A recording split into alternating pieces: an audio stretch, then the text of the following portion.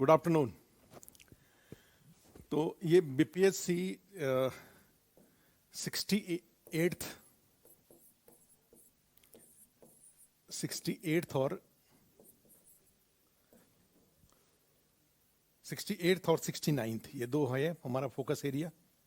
निबंध के point of view से अभी के टाइम पे जाएंगे तो 68th एंड 69th।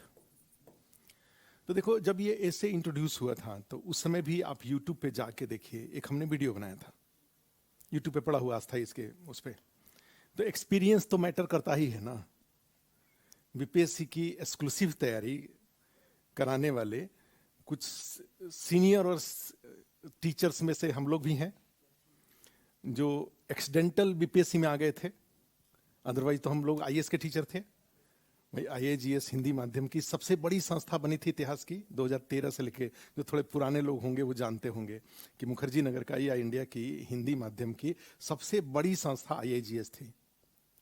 उसमें 5 लोग थे, पांचों बिहारी ही थे,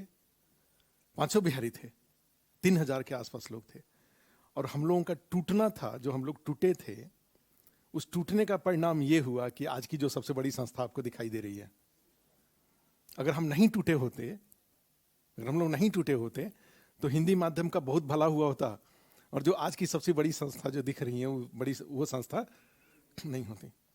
5 बिहारी थे। ज्योग्राफी के लिए के सिद्धार्थ सर थे, हिस्ट्री के लिए मणिकांत सर थे, सोशल इशूज के लिए एस पांडे जी थे, अभय जी थे, पॉलिटी गवर्नेंस के लिए, इकोनॉमी साइंस टेक्नोलॉजी के लिए मैं था। तो ये 5 लोग एक साथ आए थे नए सिलेबस के चैलेंजेस को, और हम लोगों ने काफ़ी दिनों तक आगे बढ़ाया। फिर इसी बीच में पता नहीं कैसे हुई है वही जो राम रचि राखा, ठीक है, दिशा बदल गई और बीपीएससी पे हमने फोकस किया। बीपीएससी पे फोकस किया तो धीरे धीरे अब एक प्लेटफॉर्म के रूप में इमर्ज होने लगा, लोग आने लगे। चूंकि मान लीजिए एक प्लेटफॉर्म होने और नहीं होने में डिफरेंस ही होता है कि मान लो आज प्लेटफॉर्म अगर ये नहीं हो तो जो बीपीएससी की तैयारी करने वाले लोग हैं वो कहाँ मिलेंगे एक दूसरे से। सब तो एक 2 3 रहते हैं ना, फैले हुए बिखरे हुए रहते हैं। एक प्लेटफॉर्म होने का फायदा यह हुआ कि इतने लोग तो एक साथ मिल गए ना आपस में, और क्या हाल है और क्या हाल है और क्या हाल है हो जाएगा, ठीक है। और क्या हाल के साथ साथ क्या पढ़ें कैसे पढ़ें ये भी हो जाता है।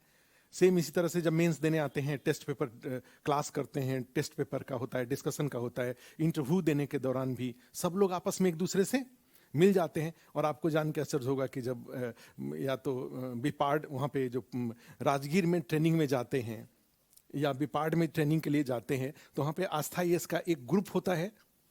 वो ग्रुप सबसे बड़ा ग्रुप होता है वहाँ पे।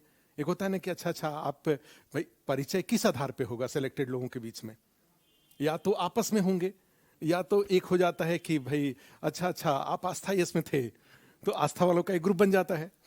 रिसोर्स पर्सन के रूप में अमृतेंदु शेखर जी जो भी एसपी बने हैं, रेलवे, पटना रेलवे का एसपी हैं। कोई दिक्कत था तो उनको बोलना चाहिए था, पटना में ही तो एसपी थे वो रेलवे के। तो वो आते हैं, अपने इंटरव्यू कार्यक्रम में भी रहते हैं। तो यहाँ से वहाँ जब ट्रेनिंग के लिए रिसोर्स पर्सन के रूप में राजगीर जब गए तो वहाँ पे एक पूरा एक ग्रुप ही था कि सर हम लोग तो इंटरव्यू के दौरान आपसे पढ़े हुए हैं। तो हम इस तरह के लोगों को एक मोटिवेट इस बात को लेकर करते हैं कि भाई देखिए, आपको कोई डीएसपी है, आप एसपी हैं, तो डीएसपी क्या करेगा, आपको सैल्यूट करेगा, आपका कभी पैर नहीं छू सकता। कुछ भी हो जाए, कोई डीएसपी किसी एसपी का पैर नहीं छुएगा। पैर सिर्फ छुएगा अपने गुरु जी का। पहले सैल्यूट मारेगा और उसके बाद सर हम आपसे पढ़े हुए हैं। ये रिस्पेक्ट आप पढ़ा के ही पा सकते हैं, आप डिपार्टमेंटल तरीके से नहीं पा सकते हैं। और इस कारण से बहुत सारे लोग अपने यहाँ आते हैं, पढ़ाते हैं, जाते हैं। खैर, तो इस रूप में क्या हुआ कि हम लोग एक इमर्ज कर गए। तो इमर्ज कर गए तो बीपीएससी फोकस होते चला गया तो अब काम भी होते चला गया। सिलेबस भी ईजी था, छोटा सिलेबस था, ईजी सिलेबस था। तो यहाँ पे इम्पैक्ट क्रिएट करना, अपने ह्यूज एक्सपीरियंस के बेस पर इम्पैक्ट क्रिएट करना आसान रहा। तो अभी जो भी लोग बीपीएससी के गाइड कर रहे हैं, जो भी सीनियर लोग बीपीएससी में मार्गदर्शन कर रहे हैं, तो हम लोग भी उसमें हैं। मैंने ऐसा नहीं है कि जूनियर है, हम भी चीज़ों को प्रेडिक्ट कर पाते हैं कि क्या होना चाहिए, क्या होगा। और उसका बेस्ट एग्जांपल अभी खड़े होकर के बताऊं तो इसमें एस्से वाले पेपर की बात करूं तो एस्से में जो चेयरमैन साहब ने फॉर्मेट बताया, ये फॉर्मेट हम पहले वीडियो में बजाते पावर पॉइंट प्रेजेंटेशन के थ्रू बता चुके हैं कि भाई इस तरह से 3 सेक्शन आएगा, एक में 4 क्वेश्चन होंगे, एक करना होगा। इस तरह का हम पहले बता चुके हैं, हमने बताया था कि ऐसा होगा। और फिर एसए का, बीपीएससी में एसए के क्वेश्चन का क्या बैकग्राउंड होगा, ये भी हमने डिस्कस किया हुआ, बहुत पहले डिस्कस किया हुआ है कि यूपीएससी में, यूपी पीसीएस में, बिहार के कंपलसरी हिंदी में, बीपीएससी के कंपलसरी हिंदी में भी 5 ऐसे होता है, यूपी पीसीएस में भी ऐसे होता है, यूपीएससी में भी ऐसे होता है, और साथ में यूपीएससी का जो वहां कंपलसरी हिंदी इंग्लिश होता है उसमें भी ऐसे होता है। और हमने ये साफ साफ बताया था कि भाई आप यूपीएससी का जो एसए पेपर का एसए है उसको छोड़ दीजिए, वो आपका एसए नहीं होगा। पद की भी जरूरत है, पद भी जो पोस्ट के, जिस पोस्ट के लिए आपका सिलेक्शन हो रहा है उस पोस्ट के लिए उस लेवल के एसए की जरूरत नहीं है। क्लियर है? जैसे होता है ना कि भाई ये जो परीक्षा है, क्यों पीपीटी के पेपर को लेकर के जो सीरियस कैंडिडेट हैं वो खुश हैं। क्यों खुश हैं? क्योंकि वो सीरियस होकर पढ़ते थे और उनका यूज नहीं हो पाता था वहां पे, क्योंकि क्वेश्चन में जाते थे तो सब टकेसर खाजा टकेसर भाजी, सब पता चला कि वन लाइनर पढ़ा हुआ वो भी उतना ही सही कर रहा है, आप इतना सिंसियर होकर पढ़ के जाके भी आप भी वही कर रहे हैं। तो अब जो सिंसियर कैंडिडेट है वो खुश है इस पेपर को लेकर कि चलो मेरा पढ़ाई, माने output is directly proportional to effort applied, achievement is directly proportional to effort. आपने जो मेहनत किया उसके प्रोपोर्शन में आपको आउटपुट मिल रहा है। और पेपर देख करके हमेशा हर क्वेश्चन पे लगा होगा कि अगर हम ये पढ़े होते तो हमारा ये क्वेश्चन सही हो जाता, अगर हम फिजिक्स को पढ़े होते तो हमारा ये क्वेश्चन सही हो जाता, अगर हम केमिस्ट्री पढ़े होते तो हमारा क्वेश्चन सही हो जाता, अगर हम इकोनॉमिक्स को ऐसे पढ़े होते तो हमारा पेपर क्वेश्चन सही हो जाता। माने इस सब जगह जितने पेपर का मैं देख रहा हूं सब जगह एक प्रोपोर्शनल दिख रहा है कि मेरा एफर्ट अगर इस पूरे इंटीग्रेटेड एफर्ट किया होता अगर बिहार स्पेशल का कोई किताब को एक एक लाइन में पढ़ गया होता, 2 बार 3 बार पढ़ गया होता, उसको बहुत फैलाने के बदले 10 चीज को एक एक बार के बदले एक चीज को अगर 10 बार पढ़ा होता तो हमारा क्वेश्चन हो जाता। क्लियर है? तो इसमें क्या होता है कि ये जो तो पद की भी जरूरत, जब पद की जरूरत के अनुसार एग्जाम होना चाहिए।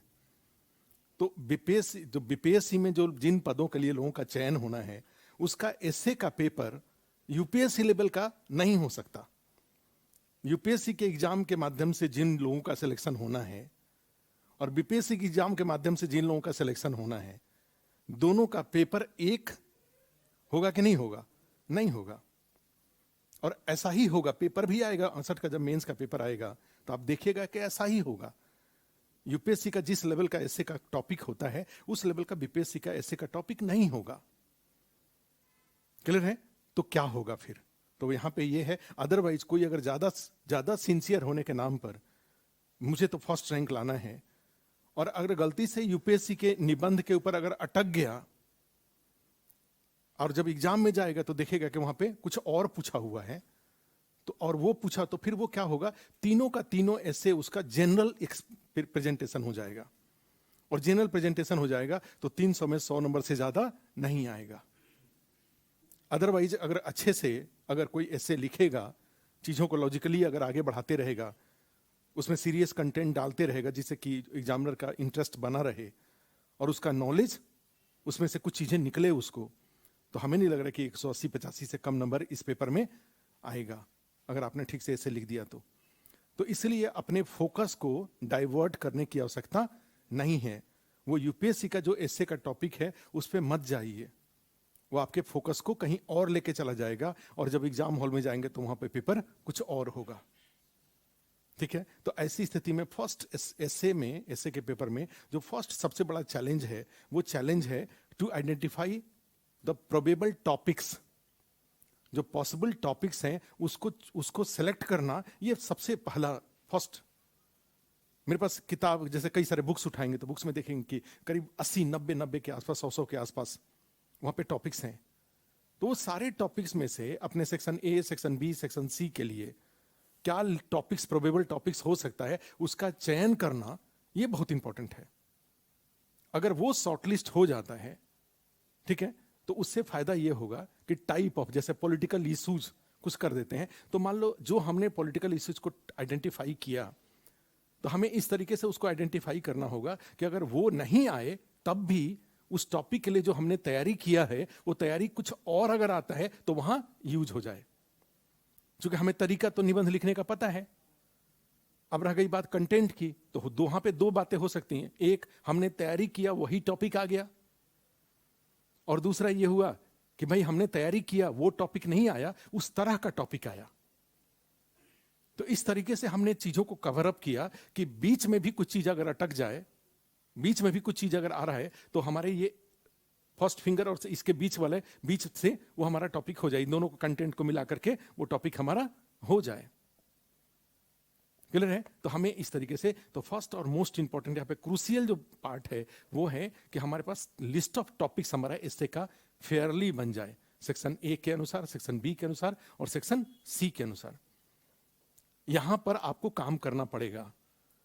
और वहीं पे मैं ये चेतावनी मैंने आपको सावधान कर रहा हूं कि इस लिस्ट बनाने में कहीं गलती से भी यूपीएससी का निबंध का यूज मत करिए। आप यूपी का कर सकते हैं, आप बिहार के जो लिटरेचर का जो कंपलसरी हिंदी है उसमें जो निबंध पूछा गया है उसको आप यूज कर सकते हैं, उससे थोड़ा और ऊपर का। ठीक है कि बीपीएससी के द्वारा, बीपीएससी में जब क्वेश्चन तैयार हो रहा है तो वो निबंध में कहां तक पहुंच रहे हैं, तो हो सकता है कि वहां पे वो बहुत साधारण लेवल पर रह जाते हों, उससे थोड़ा सा ऊपर। या और अगर अच्छा देखना चाहते हैं तो यूपीएससी का जो कंपलसरी हिंदी इंग्लिश है उसका एस्से बीपीएससी के जो एस्से का क्वेश्चन पेपर है उसके लिए सुटेबल बनता है। क्लियर है? तो इस तरीके से क्या करना होगा कि जो फर्स्ट स्टेप आ रहा है वो है list of topic, to identify list of topics. और उसके बाद फिर सेकंड आता है कि भाई उसमें लिखने का क्या, हमारा लिखने का तरीका होगा। अब तरीके में दो पार्ट हैं, एक तरीके में कहा जाए तीन पार्ट है, एक है टीचर का, एक है सेल्फ स्टडी में जा रहे हैं तो अब खुद से जो करना है। अगर टीचर की बात एक मिनट के लिए मैं छोड़ दूं, अगर आप अपने से जो करने जा रहे हैं तो उसका क्या करेंगे, तो वहां पर दो बातें हैं। एक बात है कि वो जो टॉपिक आपने आइडेंटिफाई किया है उसका फ्लो चार्ट, उसका ब्रेन मैप, तरीका आपको पता है, इंट्रोडक्शन का, बॉडी का, कंक्लूजन का। तो इंट्रोडक्शन में क्या होगा, बॉडी में क्या क्या होगा और कंक्लूजन में क्या होगा। क्लियर है? तो इसका ये फॉर्मेट आपको पता है। अब उसके अंदर में जो कंटेंट है, ठीक है, कौन कौन सा कंटेंट मैं देने जा रहा हूं, किस टॉपिक में कौन सा, मान लो कोई टॉपिक है उसमें कोई मुहावरा ही है या इवन कोई टॉपिक आया हुआ है, नेशनल इंटीग्रेशन पे कोई टॉपिक आया हुआ है, तो उसी में आर्टिकल 51 हमने उठा लिया, 51 वसुधैव कुटुंबकम और क्या, अगर उसमें वसुधैव कुटुंबकम किसने 51 में है कि 50 में है, ठीक है शायद 51 में ही है, ठीक है, वसुधैव उसी में आया, तो उस कोटेशन को वहां से ले लिया। भारत के संविधान में वसुधैव कुटुंबकम का स्लोगन दिया गया है। इंट्रोडक्शन का पार्ट है ये, कोई स्लोगन लिया, कोई नहीं होता 2 लाइन, कोई कविता कहावत ले लिया, कुछ ले लिया इस तरीके से, और फिर वहां से मैंने जनरल तरीके से शुरू किया और फिर धीरे धीरे जाकर के क्या किया, इंट्रोडक्शन में वे सारी बातें बता दिया जिससे कि एग्जामिनर को लग जाए कि ये कैंडिडेट आगे मुझे क्या बताने वाला है। और फिर उसको बताया अच्छे से, डायग्राम जहां जहां जरूरत पड़ा डायग्राम बना के, जहां जरूरत पड़ा टेबल बना करके उसको बताते गया वो। और बताने के बाद फिर लास्ट में कंक्लूजन में पीछे की बातों को वे फॉरवर्ड के अनुसार उसको बता दिया कि अभी तक तो ये सब किए गए लेकिन और आगे करने की जरूरत है, जिससे भारत को एक विकसित देश, 5वीं से तीसरी अर्थव्यवस्था, तीसरी से पहली अर्थव्यवस्था का रूप दिया जा सके। या विश्व के जीडीपी में भारत का जो शेयर है उसको, जैसे हम मान लो अगर कहा जाए कि एंशिएंट टाइम से लिखेंगे तो भाई 80% से ज्यादा जो जीडीपी का शेयर, जो जीडीपी में भारत का शेयर होता था, घटते घटते हम 1.5-2% पे आ गए। अब धीरे धीरे ये शेयर, रिलेटिव शेयर जीडीपी में बढ़ रहा है भारत का, तीसरे स्थान पे 5वें पे पहुंचे हैं, धीरे धीरे फिर तीसरे पे पहुंचेंगे, तीसरे से फिर क्या हो, पहले स्थान पे पहुंचेंगे, और पहले स्थान पे फिर पता चला कि वर्ल्ड के जीडीपी का जो मेजोरिटी ऑफ पार्ट है वो क्या होगा, will be contributed by India. अब इसके लिए 2 तरीका है, 2 उपाय है कि एक है कि भाई बाकी देश काफी तेजी से काफी स्लो हो जाएं और भारत काफी तेज हो जाए, या बाकी देश काम करना बंद कर दें और भारत काफी तेजी से काम करता रहे। तो क्या इसकी पॉसिबिलिटीज है इसकी पॉसिबिलिटीज। क्यों? इंडिया का जो एवरेज एज है वो 27 साल है, चाइना का जो एवरेज एज है वो 38.5 साल है, जापान का एवरेज एज और भी ज्यादा है। तो बूढ़े लोग कितना मेहनत कर पाएंगे, जितना इंडियंस मेहनत कर पाएंगे, आप समझ रहे हो, जितनी चीजें एफर्ट कर पाएंगे, उसमें भी बिहार अपने आप में 12.5 करोड़ 14-15 करोड़ का राज्य होगा, वो अकेले अपने आप में एक देश होगा जनसंख्या के पॉइंट ऑफ व्यू से, जिसका एवरेज एज अभी 20-21 साल है। तो बिहार, मान लो भारत भी अगर साउथ इंडिया बूढ़ा होने लगेगा तब भी तो बिहार में तो जो पॉपुलेशन डिविडेंड के चांसेस हैं उसमें भी तो रीजनल वेरिएशंस हैं। एक देश पूरा क्या हो रहा है, एक देश एक ही बार में बूढ़ा हो जा रहा है। भारत तो कभी एक बार में बूढ़ा होगा ही नहीं। भारत क्या होगा, एक पार्ट बूढ़ा होगा तब दूसरा पार्ट जवान हो रहा होगा। एक एरिया में जाएंगे इंजीनियरिंग मेडिकल कॉलेज बंद हो रहे होंगे और दूसरे एरिया में इंजीनियरिंग मेडिकल कॉलेज खुल रहे होंगे। इतना बड़ा कॉन्टिनेंट है, इतना बड़ा देश है ये। तो इस रूप में देखेंगे तो जैसे हमने कहा कि बाकी देश रुक जाएं और भारत काम करे, तो आपको लगा कि बाकी देश कैसे रुकेंगे? बाकी देश रुक जाएंगे। क्यों रुक जाएंगे? वो काम सब दांत टूट जाएगा। ठीक है, तो अपने दांत पर ध्यान देंगे कि हाथ पर ध्यान देंगे? भाई एज जैसे से बढ़ता जाएगा। जापान के लिए एक एग्जाम्पल ये आ रहा है, एक ऑक्सफोर्ड का प्रोफेसर था या कोई था, जब भी डिस्प्यूट चल रहा है, उसने कहा कि जापान के जो सीनियर लोग हैं उनको सुसाइड कर लेना चाहिए। मर नहीं रहे, मर ही नहीं रहे। 88 89 ईयर्स का लाइफ एक्सपेक्टेंसी हो रहा है। तो भाई इतने सारे देश में जब बूढ़े होंगे, बच्चा जनने में सक्षम है नहीं, जनसंख्या बढ़ाने में सक्षम है नहीं, और जो लोग जूनियर जो कम एज वाले हैं उनको अपॉर्चुनिटीज नहीं मिल रही हैं, सब जगह कब्जा करके बैठे हुए हैं। और जहां कब्जा करके बैठे हुए हैं वहां कुछ कर नहीं रहे हैं ये। तभी बहुत बड़ा ये डिस्प्यूट चल रहा है कि भाई ये ऐसा स्टेटमेंट, तो ऐसा पहले जापान के इतिहास में ऐसा पहले होता था। तो उस बात को लेकर के तो सोच के देखो, तो ये नहीं, तो इंडिया के अपॉर्चुनिटीज है। तो इस तरीके से क्या होगा कि आप जब वे फॉरवर्ड जिसको कहा जाता है, तो एफसे का जो फॉर्मेट है, लिटरेरी क्या फॉर्मेट होगा वो तो दूसरे टीचर आएंगे, वो सब बता देंगे लोग। लेकिन फिर यहाँ पे आता है कि भाई आप जब एसे का प्रिपरेशन करें, तो हमने क्या कहा, एक हुआ लिस्ट ऑफ टॉपिक्स, दूसरा हुआ उसका आपके तय कर प्रिपरेशन का तरीका। तो प्रिपरेशन के तरीके में हमने बहुत अच्छा, पहले भी हम बोलते रहे हैं। देखो इसमें जैसे एक होता है कि अच्छा, एक चीज तो ये था, देखो ये जो निबंध में जो हम लोगों ने सेक्शन ए सेक्शन बी, उस दिन चेयरमैन साहब ने बड़े अच्छे से कहा कि भाई कैसे कैसे होगा, पहला क्या होगा, दूसरा क्या होगा, तीसरा क्या होगा, ये उन्होंने बताया था। भाई तीसरा बिहार पे होगा। हम यहाँ पे अभी जाके बैठ के देखना, यहाँ पे करीब करीब हमने काफी सारे टॉपिक्स बिहार का निकाल के रखा हुआ था पहले से। हमारे तो कंफ्यूज थे कि भाई इसको हम कहाँ यूज करेंगे। तो पता चला कि दूसरे दिन जब चेयरमैन साहब ने जो प्रेस कॉन्फ्रेंस किया तो उन्होंने बोला कि हमारा जो सेक्शन सी होगा वो बिहार पर ही होगा। अभी उससे जाके पूछोगे तो वहां पे सारा पूरा लिस्ट निकाल के रखा, पूरा कंटेंट निकाल के वो रखा हुआ है बिहार से रिलेटेड सारी जितनी बातें हो सकती हैं, सब बातों का। तो एक तरह से ये भी था, पूर्वाभास भी हो रहा था कि भाई पता नहीं कैसे ऐसा कुछ ले आएंगे वो, अदरवाइज इसमें था ही। तो हमने जैसे मान लो जैसे कैसे हुआ, हमने एक मॉडल जैसे बनाया निबंध का कि मेरे अकॉर्डिंग क्या होगा। तो मेरे अकॉर्डिंग इसमें आता है 3 खंड हैं केवल से इसमें। The question paper divided in 3 sections, right 3 essays selecting 1 topic from each section. ठीक है, प्रत्येक निबंध इसमें क्या है, चयन कुल 3 निबंध लिखिए। प्रत्येक निबंध में कुल प्रयुक्त शब्दों की अधिकतम सीमा अभी शायद नहीं बताया है उन्होंने, 1000 है कि 700 है, ये नहीं बताया है उन्होंने कि 1000 है कि 700 है। यूपीएससी में जाएंगे तो 1000 से 1200 होता है, यूपी में जाएंगे तो 700 होता है। हमें लग रहा है कि स्टैंडर्ड 700 होगा। 1000 3000 वर्ड लिखाना थोड़ा मुश्किल हो जाएगा, भारी हो जाएगा, क्योंकि इसमें ऐसे में क्या होता है, सोचना भी होता है कंटेंट को। ठीक है, इसमें रेडीमेड, कई बार रेडीमेड चीजें नहीं मिलेंगी। तो ऐसी स्थिति में मुझे लग रहा है कि पीसीएस के लेवल पे 700-800 शब्द से ज्यादा का ये नहीं पूछेंगे। तो यहाँ पे जो खाली वाला जगह है वहां पे 700 या 800 वर्ड भर जाएगा। और उसके बाद तीसरा फिर आ जाता है कि प्रत्येक निबंध के लिए 100 अंक है, 100 मार्क्स है। अब हमने जो पेपर, एक मॉडल पेपर, उस दिन जो एक डिस्कशन कर रहे थे जब एग्जाम के अगले दिन, तो हमने कहा था कि हम अपना मॉडल पेपर लेके आएंगे। और देखो हमने उस दिन कहा था, ये कब की बात है, 13 को। कल 14 को जब बीपीएससी ने मॉडल पेपर जारी किया है, वो 100% वही मॉडल पेपर है जो हमने प्रेडिक्ट किया था। अब देखो उसका वीडियो, पहला जो वीडियो हमने मेंस में के प्रारूप में बदला से गंभीर विश्लेषण करके जो हमने डाला है, उसमें क्या डाला हुआ है, एक एक क्वेश्चन तो उसी तरह से बताया है।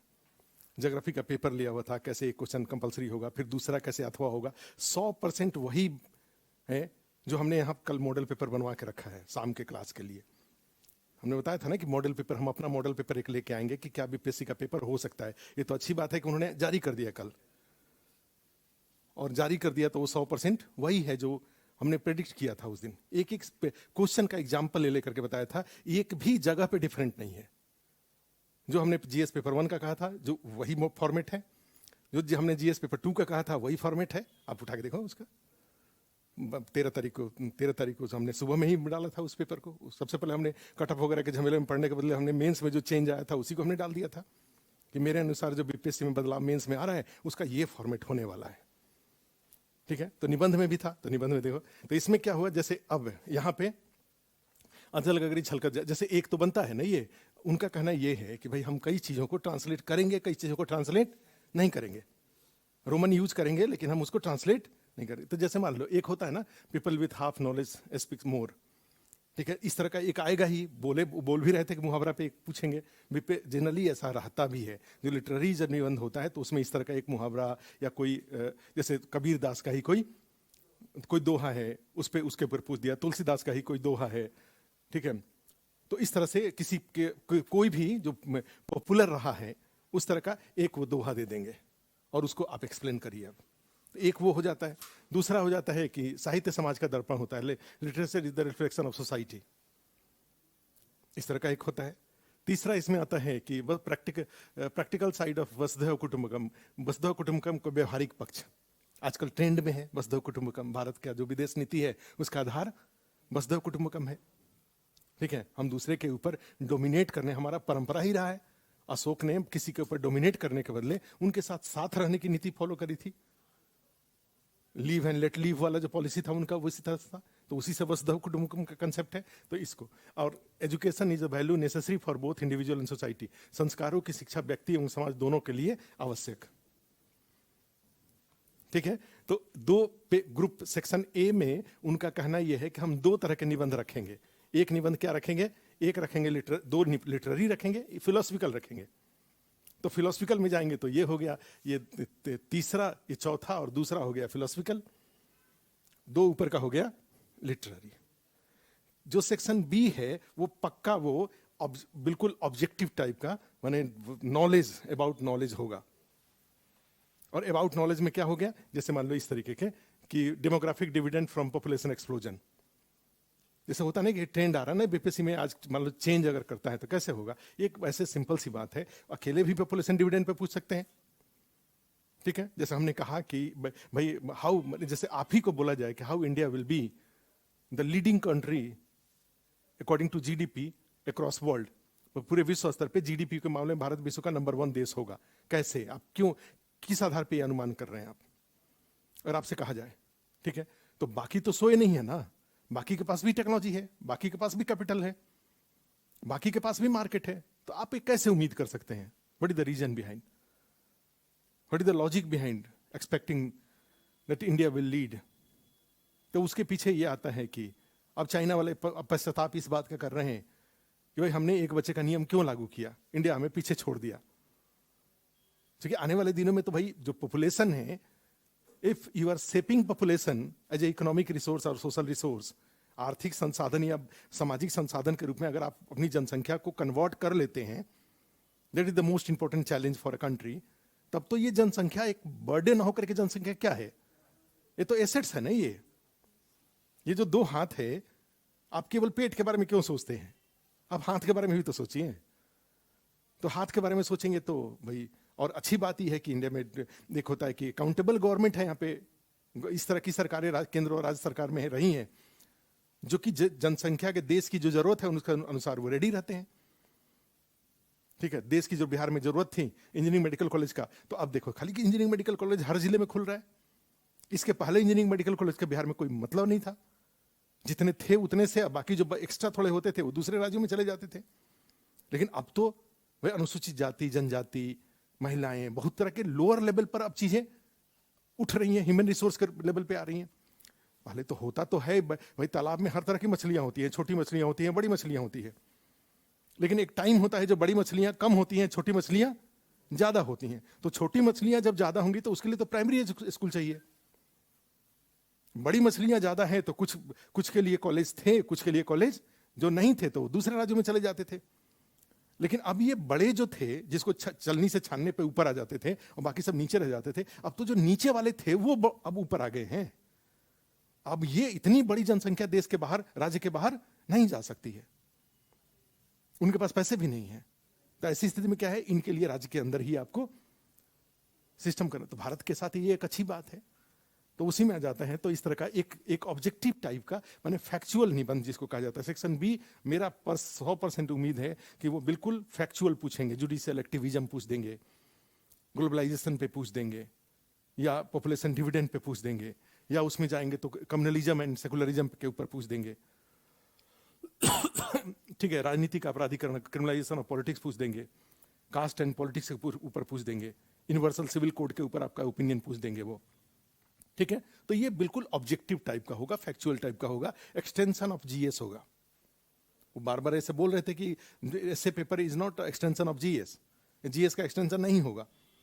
ठीक है, लेकिन एक तरह जो सेकंड सेक्शन बी होगा उसको आप चाह के भी एक्सटेंशन ऑफ जीएस से दूर नहीं कर सकते, एक्सटेंशन ऑफ जीएस ही होगा वो। हाँ, सब में सब होगा, सब जगह होगा, बाकी भी है, पॉपुलेशन डिविडेंड इकोनॉमी में है, या इस तरह के सब होगा, सब मिला के। ये क्लाइमेट चेंजेज का है ही, तो ये सब चीजें होंगी। इकोनॉमिक साइंस टेक्नोलॉजी में हो सकता है, साइंस टेक्नोलॉजी का कोई हो सकता है। तो चार ये जो हैं, जिसमें से एक आपको, अच्छी बात ये है कि आपको एक इसमें से लिखना है, कोई ना कोई एक तो आ ही जाएगा। ठीक है, ये। और फिर जो सेक्शन सी है, ठीक है, जल जीवन हरियाली पे पूछ दिया, या बिहार सरकार द्वारा महिला सशक्तिकरण के लिए उपाय, women empowerment measures by government of Bihar.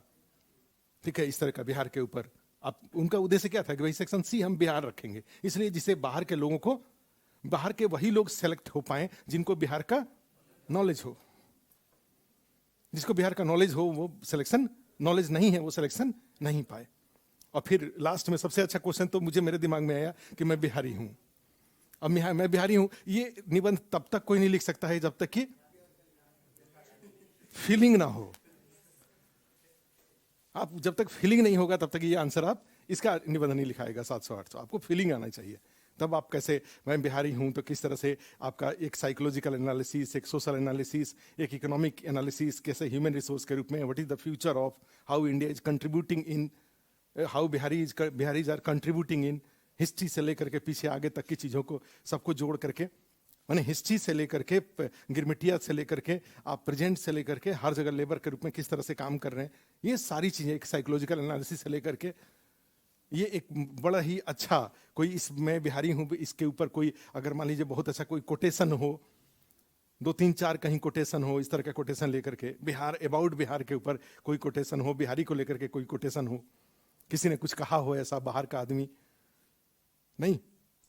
तो इस तरह से निर्मला सीतारमन ने अभी शायद एक यूथ पार्लियामेंट था, उसमें कुछ इस तरह के बात हो रही थी, उसका रिप्लाई कर रही थी, सब पता चला कि मेजोरिटी ऑफ बच्चे जो थे वो बिहार के ही थे, बिहार के ही थे। उन्होंने पूछा कि पटना छोड़ के बताइए, पटना ऐसे बच्चे जो पटना के नहीं हो, वही जो मेन, पटना तो मेन हो सकता है, वहां के हो सकते हैं, पटना के नहीं हो, तब भी बहुत सारे बच्चे थे। तो उस तरह से जाएंगे तो आपको ये इस तरह का निबंध आ सकता है।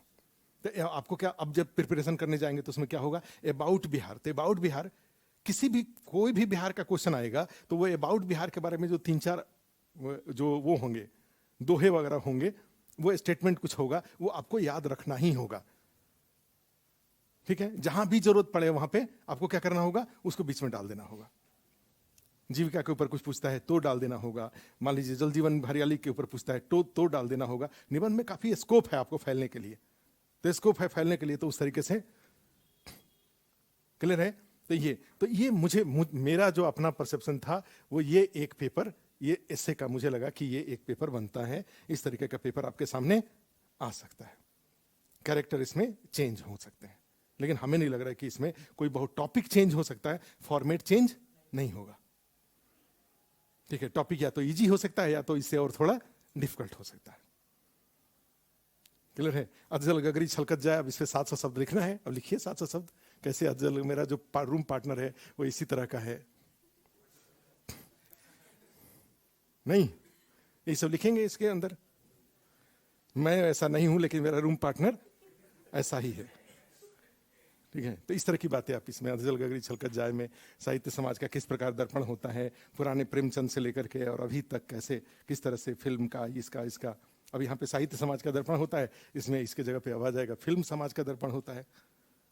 ठीक है, तो इस तरीके से यहाँ पे बनता है। अब देखो, तो अब इसके बाद जाएं तो ये एक, अब जैसे हमने कहा तो ये तो एक मॉडल पेपर था जो कि आपसे एक्सपेक्ट किया जाता है टेस्ट पेपर में, जो यहाँ पे टेस्ट चलेगा, जिनका लगता है, जिनका कि मेरा ऐसे ठीक है तो मुझे, तो इस तरह के पेपर होंगे। टेस्ट सीरीज में तो आया ही जाएगा निबंध, तो टेस्ट सीरीज में ये हो जाए कि भाई हम लोग सेक्शन वाइज कुछ टेस्ट का इस तरह से शेड्यूल बनाएं कि जिससे पहले सेक्शन वाइज हो जाए, पहले लिटरेरी निबंध का एक पेपर बन जाए, एक पेपर लिटरेरी का ही बन जाए, एक पेपर फिलोसफिकल का बन जाए, एक पेपर इकोनॉमिक का बन जाए, एक पेपर पॉलिटिकल का बन जाए, एक पेपर बिहार में बन जाए, बिहार का हिस्ट्री कल्चर को लेकर के बन जाए। तो इस तरीके से 8-10 के आसपास पेपर देने का अगर आपको प्रैक्टिस हो जाए, आकर के यहाँ पे बैठ के लिखने का प्रैक्टिस हो जाए तो अच्छी बात है, जो 68 के लिए हैं। अदरवाइज अब इसमें उसके लिए तैयारी, मान लो डेट तो आ गया कि संडे को भाई 2 पेपर होगा, एक जीएस पेपर का टेस्ट होगा, एक ऐसे का टेस्ट होगा, 2 पेपर एक दिन होगा तभी जाकर हो पाएगा, क्योंकि 12 मई को एग्जाम भी है। तो 12 मई को एग्जाम है, तो अब उसके लिए आपका अपना प्रिपरेशन का तरीका क्या होगा, ठीक है। तो उसमें देखो एक चीज दिखाते हैं। हम लोग जब LSW का क्लास ले रहे था, मैं अपनी बात करूं, जब LSW का क्लास में ले रहा था, इसके पहले पेपर ही हट गया, ऐसा जो हमने LSW की क्लास लिया कि पेपर ही ऑप्शनल ही हट गया, ठीक है। लेकिन जैसे मान लो पॉवर्टी का ही है, 1 मिनट के लिए एग्जाम्पल के रूप में, तो ये तो इकोनॉमी का चूंकि था एक्सटेंशन एक तरह से, तो होता है ना कि जो सेक्शन बी वाला जो सेक्शन है उसमें हम लोगों का जो इकोनॉमी है, साइंस टेक्नोलॉजी है, या इसका एक्सटेंशन जाएगा, पॉलिटी का एक्सटेंशन जाएगा। तो मैं ये बताना चाह रहा हूं कि जैसे देखो कैसे आपको अगर इसमें इस तरीके से कोई अगर आता है, ये इसका इंग्लिश भी है, इसका इंग्लिश भी था, हिंदी वाला ही इसमें डाला हुआ था। तो उसमें जैसे टॉपिक था, इसमें देखो कौन सा, अच्छा ये तो सिलेबस का था, अच्छा पहले पॉवर्टी, अच्छा पॉवर्टी को, चलो पॉवर्टी को लेते हैं, गरीबी को ही लेते हैं। तो देखिए कैसे बनेगा आपका, हम क्या करेंगे सबसे पहले भाई, इसका एक हम बनाएंगे इंट्रोडक्शन पॉवर्टी का, उसके बाद इसके जो बॉडी वाला पार्ट है, बॉडी वाले पार्ट में क्या क्या आप क्या क्या जोड़ते हैं भाई, पॉवर्टी के बॉडी में क्या क्या आएगा। एक आएगा भाई पॉवर्टी एस्टिमेशन, कितने तरह की गरीबी, कैसे उसका आकलन किया जाता है, उसका सर्वे कौन, उसके रिलेटेड डेटाज, बिहार में क्या होता है, भले निबंध पूछेगा, बिहार इसमें नहीं होगा, सेक्शन बी में बिहार नहीं होगा, लेकिन अगर मुझे एग्जाम्पल ही लेना होगा तो हम क्यों नहीं बिहार का एग्जाम्पल लेंगे। नेशनल एग्जाम्पल के साथ साथ बिहार का एग्जाम्पल लेने में क्या बुराई है, अरे समझ में। तो इसमें क्या करेंगे, ये बीच वाले में जाएंगे, तो उसके बाद वो बॉडी वाला पार्ट हो गया, उसी में कारण वाला पार्ट भी, कॉजेज वाला पार्ट भी हो जाएगा, ठीक है। उसी में फिर रिमेडियल मेजर्स भी हो जाएंगे। ये सारे बॉडी के पार्ट हैं। पॉवर्टी पे पूछता है तो इंट्रोडक्शन जब हम लिखेंगे तो गरीबी के ऊपर मान लीजिए एक हमने स्लोगन लिख दिया, स्लोगन लिखने के बाद पॉवर्टी को, ठीक है, पॉवर्टी के बारे में अब लिखना शुरू किया कि भारत के बारे में माना जाता है कि भारत में गरीबी की अधिकता पाई जाती है, गरीबी की अधिकता रही है, ठीक है। भारत में विद्यमान गरीबी के 2 रूप देखने को मिलते हैं, सापेक्षिक गरीबी और निरपेक्ष गरीबी, ठीक है। दोनों तरह की गरीबी के अनेक कारण हैं जिनका निर्धारण विभिन्न तरीके से किया जाता है, which determine by various measures, ठीक है। तो गवर्नमेंट है, central government, state government and even by corporates are taking various initiatives to taking various initiatives for poverty alleviation, के द्वारा गरीबी दूर करने के लिए अनेक उपाय किए जा रहे हैं, ठीक है। इन उपायों में संवैधानिक उपाय के साथ साथ, वैधानिक उपाय के साथ साथ व्यवहारिक उपाय भी शामिल हैं, ठीक है। और इन उपायों के माध्यम से सरकार इन उपायों के माध्यम से ये उम्मीद की जा रही है कि अमृत काल के दौरान भारत में गरीबों की संख्या कम हो जाएंगी और भारत एक विकसित राज्य के रूप में, अमीर लोगों के साथ एक विकसित देश के रूप में उभर कर सामने आ जाएगा। सारी बातें तो आ गई ना उसमें, क्वेश्चन के स्टेटमेंट के क्वेश्चन का जो डिमांड है उसके अकॉर्डिंग, और उसके बाद अब पैरा चेंज किया और पैरा चेंज करके अब जा रहे हैं, ठीक है। तो पैरा चेंज करके जा रहे हैं, तो उसमें हम कैसे इसको करेंगे, इस तरीके से दोनों को बांटा। तो आपका जो निबंध बनेगा, मेरे कहने का मतलब ये है कि आप निबंध का मतलब ये नहीं होता है कि एकदम एयर टाइट लेफ्ट और राइट बिल्कुल एलिगमेंट भर रहे हैं पेज को, मैंने एक पेज पे आपने 3-3, 4-4 केजी वर्ड डाल रखा है, 300, 400 वर्ड डाल रख करके एकदम मैंने हवा घुसने का भी जगह नहीं दे रहे हैं। इससे का ये मतलब प्रिपरेशन के लेवल पर तो ये किसी भी हाल में नहीं चलेगा। प्रिपरेशन के लेवल पे चूंकि आपको याद भी तो करना है ना चीजों का, दिमाग में एक ब्रेन मैप बनाना है, फॉर्मेट बनाना है, तभी तो वो एग्जाम हॉल में जा पाएगा। अब मान लो मोटी मोटी बातें पूरा चारों तरफ से एयर टाइट करके, क्या एक बार पढ़ करके आप एग्जाम हॉल तक लेके जा सकते हैं उसको? एग्जाम हॉल तक तब जाएगा जब उसको आपने एक फॉर्मेटिंग, उसका पहले पैरा में क्या था, दूसरे पैरा में क्या है, तीसरे पैरा में क्या है, कौन क्या किस तरह से, मैंने फ्लो, इंटेंसिव फ्लो, ऐसे यही होता है कि आप जो प्रेजेंट कर रहे हैं उसका जो फ्लो होना चाहिए वो लॉजिकल अरेंजमेंट होना चाहिए, एक के बाद उसके बाद हर एक दूसरे से जुड़ा हुआ आगे की तरफ बढ़ते जाना चाहिए, और उसमें सिंसियरिटी होनी चाहिए, गंभीरता होना चाहिए, वो सतही नहीं होना चाहिए। और वहां जहां जहां जिस बात की जरूरत है उस चीजों को आप प्रेजेंट करते हुए निकल रहे हैं। कहीं टेबल की जरूरत है, टेबल बना दे रहे हैं, कहीं डायग्राम की जरूरत है, डायग्राम बनाते हुए निकलते जा रहे हैं। माने हर डायग्राम ऊपर से थोपा हुआ नहीं होना चाहिए, लेकिन जो स्टेटमेंट आपने दे रखा है उसको जस्टिफाई करने के लिए अगर डायग्राम बनता है तो डायग्राम आप बना दीजिए, इट्स अ पार्ट ऑफ। आप योजना उठा के देखिए, आप कोई भी किताब उठा के देखिए, सब में इस तरह की चीजें दी गई हैं। तो ये सब चीजें कब आएंगी? जब आप उसको ब्रेक करके, आप बिल्कुल एयर टाइट ना पढ़ करके आप उसको ब्रेक करके लिखे रहेंगे, तब क्लियर है। अब हो सकता है दूसरे एक्सपर्ट आए कुछ और बोल देने कि ध्यान रखिएगा, होता ऐसा ही है, आप योजना उठा के पढ़ लीजिए। भाई एक इंट्रोडक्शन बनाया, इंट्रोडक्शन के बाद हमारी चीजें क्या होनी चाहिए? लॉजिकल अरेंजमेंट होना चाहिए। जो निबंध का टॉपिक है उसका जो कंटेंट है it should be logically arranged. और लॉजिकली अरेंज होगा तो उसका फायदा यह होगा कि जो पढ़ने वाला है उसकी ईगरनेस बनी रहनी चाहिए कि देखें अब क्या आ रहा है, देखें अब क्या आ रहा है। वैसे आपने इंट्रोडक्शन में ये सब बातें दे रखा है, इंट्रोडक्शन पढ़ के ही उसको पता चल जाएगा कि आपका आगे का कंटेंट अरेंजमेंट किस फ्लो में है। और जो भी आपने कंटेंट उसमें इंट्रोडक्शन में हेडिंग दे रखा है, सारा कॉमा दे करके लिख रखा है, उसके लिए आगे एकदम स्ट्रॉन्ग सपोर्ट बेस होना चाहिए आपके पास। मान लो कोई पॉल्यूशन के ऊपर आता है, नॉइज पॉल्यूशन आ रहा है, तो नॉइज पॉल्यूशन का के अकॉर्डिंग सुप्रीम कोर्ट का जो गाइडलाइंस है इन नॉइज पॉल्यूशन कंट्रोल जो रूल है उसके अकॉर्डिंग 4 क्षेत्रों में बांटा हुआ है, कमर्शियल, ठीक है, इंडस्ट्रियल या रेजिडेंशियल और पीस एरिया जिसको बोलते हैं, उसके अकॉर्डिंग डे और नाइट का। तो ये टेबल बना देने में क्या बुराई है? ये टेबल बन जाएगा, ठीक है। तो उसके अकॉर्डिंग जाएंगे। तो अब उसमें तो इसी तरीके से क्या करेंगे, पूरा फ्लो चार्ट बनते जाएगा। देखो श्री रंगराजन के according multi dimension poverty index. अब देखो पूछा हुआ है, जैसे इसमें क्या पूछा हुआ है कि कौन सर्वे करता है, पीटी वाला में पूछा हुआ है। एक गंभीर विवाद होने जा रहा है। एक और क्वेश्चन देख रहे थे, उसमें विवाद होगा, उसमें इकोनॉमिक्स वाले में ही शायद क्वेश्चन नंबर 55 है जिसमें डिस्प्यूट होगा। नहीं कई लोग, लेकिन अब आंसर आने दीजिए, आगे आंसर, तो आंसर आने दीजिए। तो वही बात है ना, तो ये तो हमने बताया ना, ये तो हमने ओपिनियन से बताया ना इस क्वेश्चन में कि एनएसएसओ इसका आंसर नहीं होगा, एनएसएसओ। लेकिन आने दीजिए आंसर, देखिएगा उसमें एनएसएसओ ही होगा। जिस तरह के क्वेश्चन है, देखो आ गए ना, देखो आ गए, एनएसएसओ दिया हुआ है इन्होंने। बात अब देखो, जोर दस्ती वाली बात मत करो, जोर दस्ती की बात मैं नहीं कर रहा हूं। मैं बता रहा हूं कि जिस तरह का पेपर है, इस तरह के पेपर का आंसर एनएसएसओ ही आएगा। इस तरह का पेपर का आंसर जो बीपीएससी ने जिस तरह का क्वेश्चन बना रखा है, इस क्वेश्चन का आंसर एनएसएसओ ही लिख के भेजा होगा। क्योंकि जो क्वेश्चन बना रखे हैं, मुझे ऐसा लगता है कि इकोनॉमिक्स उन्होंने जीवन में कभी पढ़ा उड़ा नहीं है। इकोनॉमिक्स का सिलेबस उनको पता ही नहीं है कि इकोनॉमिक्स में और भी बहुत सारी चीजें घट रही हैं। जिस तरह का क्वेश्चन उन्होंने पूछ रखा है, उस क्वेश्चन के नेचर को देख के लग रहा है, और उस नेचर से लग रहा है कि बीपीएससी का जो आंसर आएगा उसमें एनएसएसओ होगा ही होगा। लेकिन इसका आंसर होगा नीति आयोग। क्यों नीति आयोग होगा? क्योंकि नीति आयोग अभी जो डेटा सारा आ रहा है क्लास से लेकर के हर लेवल पे, आपने देखा होगा कि नीति आयोग ने अपने लिए मल्टी डायमेंशनल पॉवर्टी इंडेक्स तैयार कराया है। जो नेशनल फैमिली हेल्थ सर्वे है उसके बेस पर multi dimensional poverty index NITI Aayog ने तैयार कराया हुआ है। अभी एनएसएस तो है ही नहीं अस्तित्व में, और उसके आधार पर ही तो ये क्या, आपने तो नेशनल फैमिली हेल्थ सर्वे का नीति आयोग में तो पढ़ा तो था, हमने लिखवाया तो था कि उसके अकॉर्डिंग 51 कितना बिहार में है, 25 कितना %। तो वहां तो नीति अगर नहीं भी करना था, एनएसएसओ को तो करना ही नहीं। एनएसएसओ अगर कर रहे थे तो साथ में नीति आयोग भी करना था, तब फिर डी आंसर करना था। अभी के टाइम पे डी आंसर करना था या फिर नीति आयोग करना था। लेकिन जनरली लोगों ने क्या कर रखा है, एनएसएसओ। एक और क्वेश्चन देखो, ये क्वेश्चन नंबर 56 एक है, सेज वाला, जैसे एससीजेड वाला। हम पता नहीं कैसे दिमाग से मेरा स्लिप हो गया। एक्सपोर्ट प्रमोशन उपाय जब बता रहे थे तो वहां पे मुझे सेज बताना था।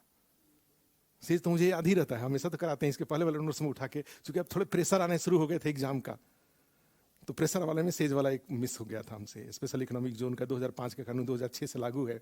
अब बजाते हम पेपर उठा करके उसको कराते हैं क्लास में, एक्सपोर्ट प्रमोशन उपाय के रूप में कराते हैं। स्पेशल इकोनॉमिक जोन 2006 से लागू हुआ था, 2005 का था। इसका ये क्वेश्चन भी देखो डिस्प्यूट पैदा करेगा, क्योंकि इसका आंसर तीनों है, 1 2 3, और डी भी वही आंसर है। ऑप्शन में क्या लिखा हुआ है इसमें? तो 1 2 3 दिया हुआ है, डी क्या लिखा हुआ है? नहीं देखो, उस हम समझ गए बात को। हम भी जब इसको अपने लिए कर रहे थे तो हमने इसका आंसर बी ही किया, 1 2 3 ही किया, लेकिन डी ऑप्शन क्या लिखा हुआ है? उपयुक्त में से एक से अधिक। क्यों ऐसा बताया? देखो, मोस्ट एप्रोप्रिएट वो भी है, डी भी है। मैं बता रहा हूं क्यों, क्योंकि भाई 3 ही ऑप्शन है और 3 में ये लिखा हुआ है। ये क्यों मैंने बताया? जब हम पीटी का पेपर तैयार करते थे ना, पीटी का पेपर जब तैयार करते थे, तो जब इस तरह का सिचुएशन आता था, 2 ऑप्शन को सही जब करते थे और आंसर में लिखते थे ए, 1 2 3 जब करके आंसर तैयार करते थे, ए में 1 2 3, वहां तक तो ठीक था।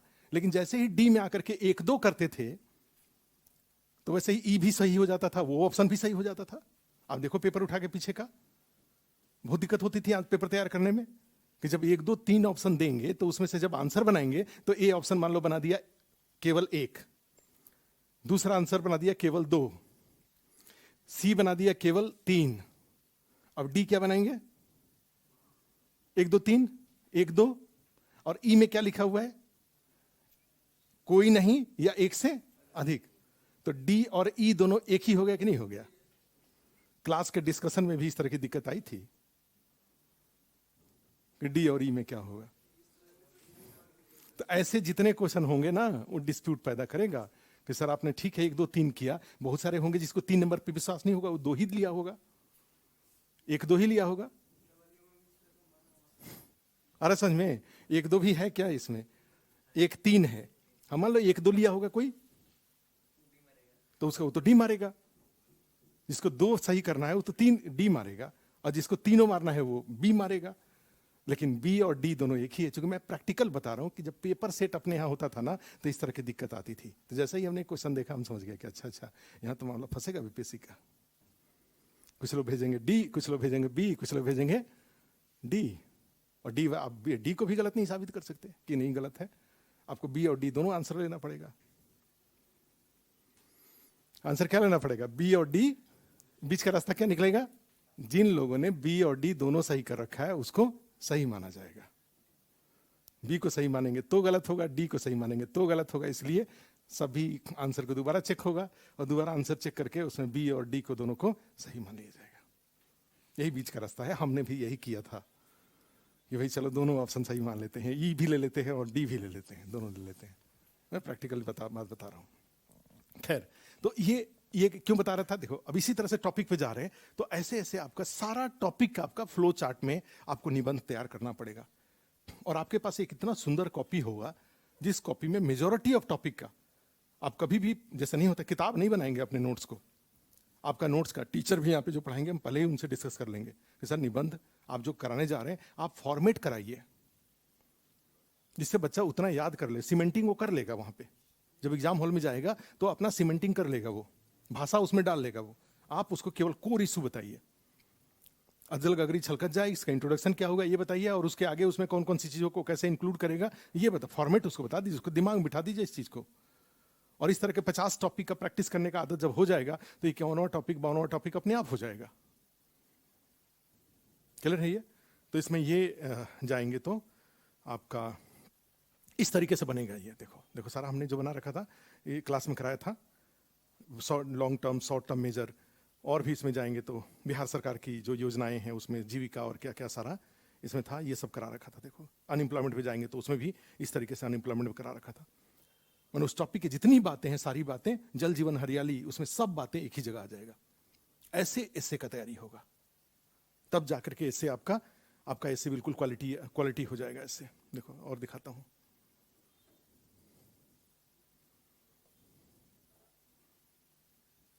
इसमें जब महिला विमेन वेलफेयर पे, तो विमेन वेलफेयर पे क्या था? इंट्रोडक्शन था, प्रॉब्लम्स थे, वेलफेयर मेजर्स थे। वेलफेयर मेजर्स में constitutional, legal, central government, state government. आ रहा समझ में? तो ऐसे बनेगा ये।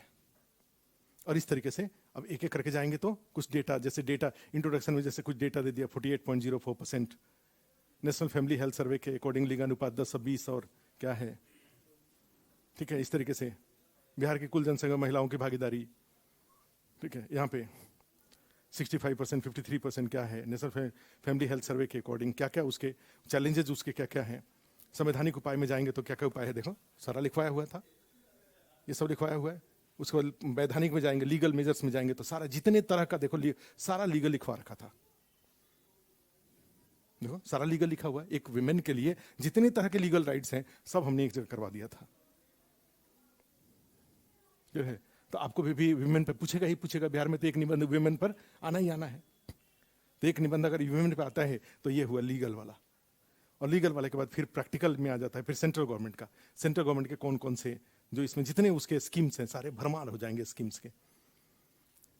बिहार सरकार के उपाय विमेन से लेकर के कैसे कैसे इसमें पंचायत में महिलाओं की भागीदारी से लेकर रिजर्वेशन 7 निश्चय से लेकर के ये सारी चीज़ों को लिखेंगे।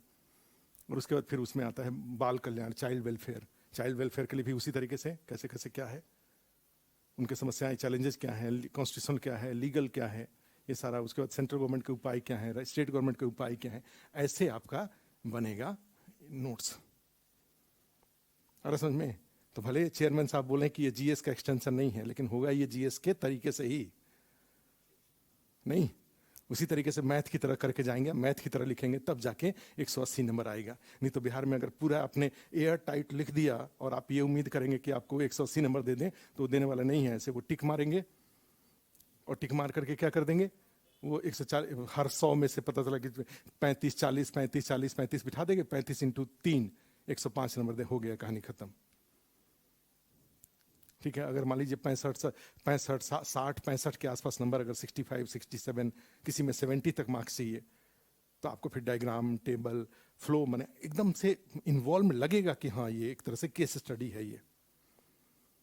और उसके लिए विमेन, जैसे आपको लार्जर टॉपिक फिर उससे रिलेटेड टॉपिक, लार्जर टॉपिक में जैसे विमेन हुआ, वीकर सेक्शन ऑफ सोसाइटीज हुआ, बिहार का इकोनॉमी हुआ, उसके से रिलेटेड जितने भी फैक्ट्स हैं सब अपने पास रखने पड़ेंगे, जिससे कुछ चीजों को जरूरत के अनुसार यूज कर सके। क्लियर है? तो ये एक तरीका था ऐसे लिखने के लिए। तो अब इसमें एक समरी इसका ये बनता है कि भाई हम लोग सबसे पहले एक तो लिस्ट ऑफ टॉपिक्स डिफाइन कर लें। लिस्ट ऑफ टॉपिक्स में भी यहाँ पे हमने जैसे ऐसे का जो टॉपिक्स था ये इस तरीके से हमने सब एक जगह कराया हुआ था, ये नहीं लगाया है। अच्छा, एक व्हाट्सएप ग्रुप में शेयर किया हुआ था एक टॉपिक, वो यूपीपीसीएस वाला, और जितने जगह यूपीएससी में सब जगह जो भी ऐसे के क्वेश्चन आए हुए हैं सब एक जगह हमने करा लिया और सब जगह टाइप भी करा लिया है सारा। अब उसको एक बार रीऑर्गेनाइज करना है कि एक तरह को एक जगह कर लिया जाए, माने जो भी, तो वो हो जाएगा 3 तरह का। सेक्शन ए के लिए फिर जो टॉपिक्स हो गया, फिर उसका मैटर, सेक्शन बी के लिए टॉपिक्स और उसका मैटर, सेक्शन सी के लिए टॉपिक्स और उसका मैटर, हिंदी इंग्लिश दोनों में। तो एक नोट्स टाइप की चीजें हो जाएंगी फोकस्ड, और उसके बाद जो भी टीचर क्लास में आए वो इसी फॉर्मेट में चीजों को करा दें। हिंदी इंग्लिश में, हिंदी का अलग, इंग्लिश का अपना अलग कराते चलें, उस तरीके से करा देंगे तो हो जाएगा। क्लियर है? तो यही दिमाग में आपको ऐसे का फॉर्मेट रखना है।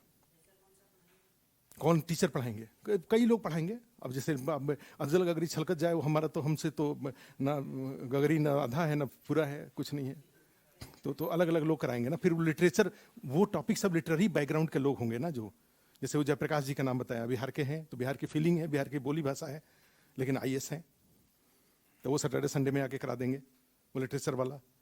मान लीजिए इकोनॉमी वाला और टेक्नोलॉजी टाइप का जो होगा वो मैं करा दूंगा। एथिक्स वाला फिलोसफिकल जो इशू है उसके लिए भी ले लेंगे।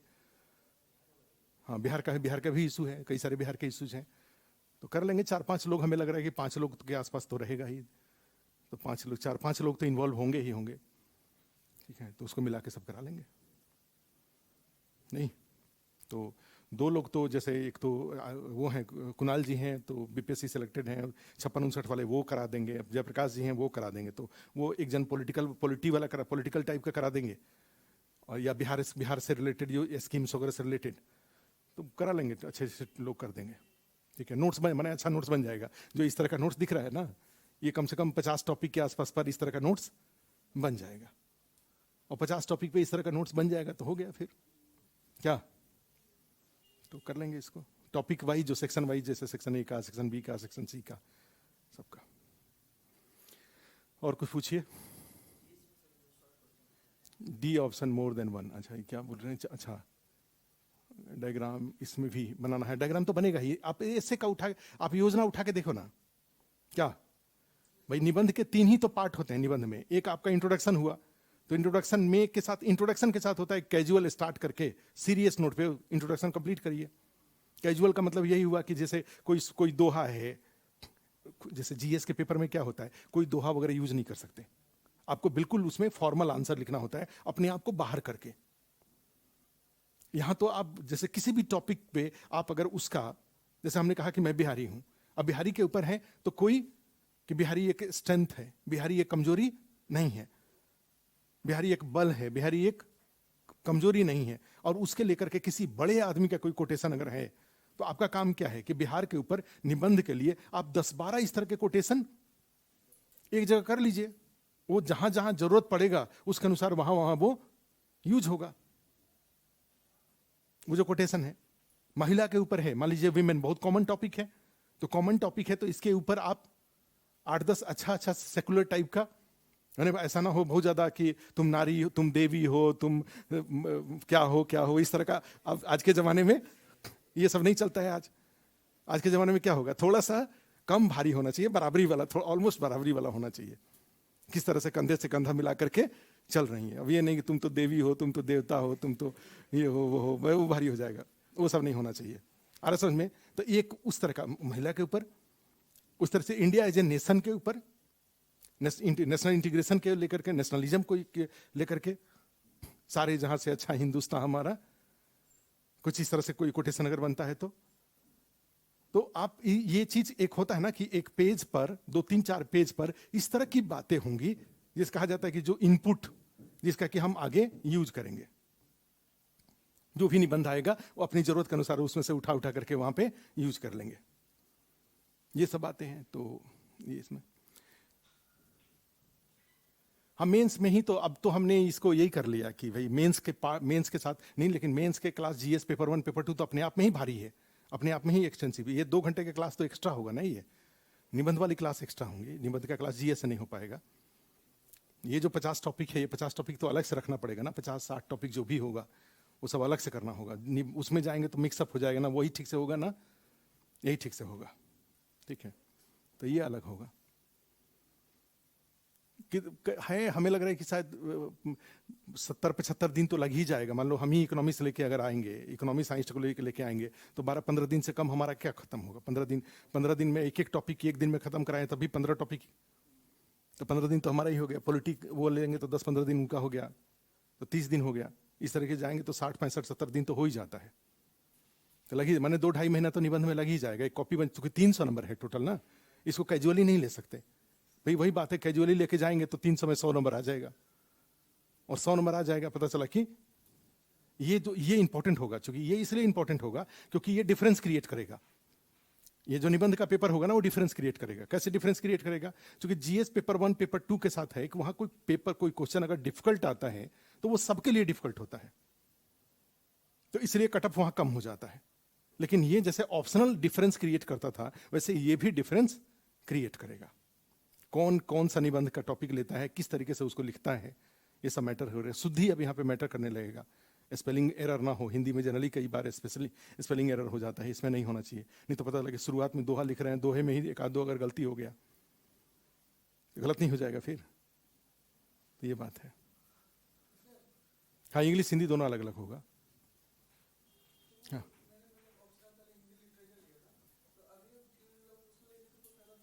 नहीं वो हिंदी लिटरेचर जैसे कंपलसरी जो पेपर है, कंपलसरी पेपर में जैसे उन्होंने कहा है कि 100 क्वेश्चन लेंगे, 100 क्वेश्चन लेंगे, और चूंकि क्वालिफाइंग है तो उसका नेचर इजी ही होगा। नेचर हमें नहीं लग रहा है कि वो ऑप्शनल के माध्यम से वो बच्चे को मेंस देने से रोकना उनका उद्देश्य नहीं होगा, कि ऑप्शनल इतना डिफिकल्ट कर दें कि वहीं पे बच्चा रुक जाए और जीएस का दोनों पेपर और एसए का कॉपी ही जांचना हो। ये उनका पर्पस नहीं होगा। जैसा उन्होंने कहा कि 2 घंटे का पेपर लेंगे, 100 क्वेश्चन देंगे, वो 100 क्वेश्चन इजी ही होगा। जो भी आपका ग्रेजुएशन का सब्जेक्ट है उसको लेकर पढ़ लीजिए। ठीक है, इस तरीके से करेंगे वो। और कोई? चलो पीटी की क्लास है तब मेंस में। हाँ, तो आते हैं सर, आज तो दोनों तीनों क्लास यही है, हमारा ही है। अपने अपने टाइम पे मिलते हैं। ऐसे में कुछ और पूछना हो तो बताओ। क्या समझ के बात समझ में आ गई? चलो ओके, बाय, मिलते हैं फिर।